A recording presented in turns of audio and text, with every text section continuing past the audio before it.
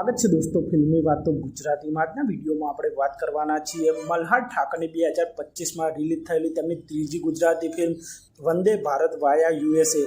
આ film box office પર flop થઈ ગઈ છે અને આ ફિલ્મને 4 દિવસનું વીકેન્ડ મળ્યું હતું। 25 ડિસેમ્બર 2025 ના રોજ આ ફિલ્મ સિનેમાઘરોમાં રિલીઝ થઈ હતી।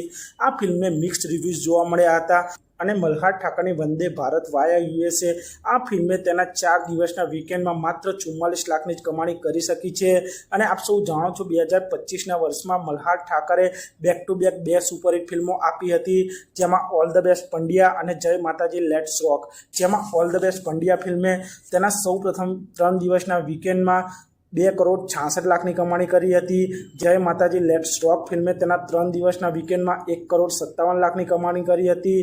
અને મલ્હાર ઠાકરની આ 2025ની ત્રીજી ગુજરાતી ફિલ્મ વંદે ભારત વાયા યુએસએ આ ફિલ્મે તેના 4 દિવસના વીકેન્ડમાં માત્ર 44 લાખની જ કમાણી કરી શકી છે। મલ્હાર ઠાકરની આ વંદે ભારત વાયા યુએસએ ફિલ્મ તેમની પાછળની આ 2 ફિલ્મો કરતાં પણ ખૂબ જ ઓછું બોક્સ ઓફિસ કલેક્શન કર્યું છે।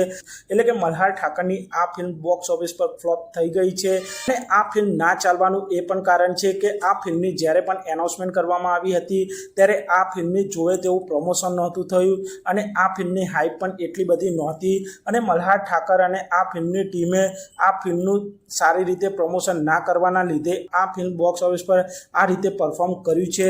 એટલે કે મલ્હાર ઠાકરની આ ફિલ્મ ના ચાલવાનું કારણ આ ફિલ્મની ટીમ અને ખુદ મલ્હાર ઠાકર પણ છે, જેમને આ ફિલ્મને જોએ તે રીતે આ ફિલ્મને પ્રમોશન ના આપ્યું, તે કારણથી તેમની આ ફિલ્મ બોક્સ ઓફિસ પર ફ્લોપ થઈ ગઈ છે। આપ સૌને મલ્હાર ઠાકરની 2025માં રિલીઝ થયેલી ઓલ ધ બેસ્ટ પંડ્યા, જય માતાજી let's rock, Vande Bharat via USA આ ત્રણેયમાંથી કઈ ગુજરાતી ફિલ્મ જોઈ છે તે કોમેન્ટ કરજો। અને આપ સૌ આવા જ પ્રકારના ગુજરાતી ફિલ્મોને લગતા વિડીયો જોવા માંગતા હો તો ચેનલને સબસ્ક્રાઈબ કરી દેજો, વિડીયોને લાઇક કરી દેજો અને જોતા રહો ફિલ્મી વાતો ગુજરાતી।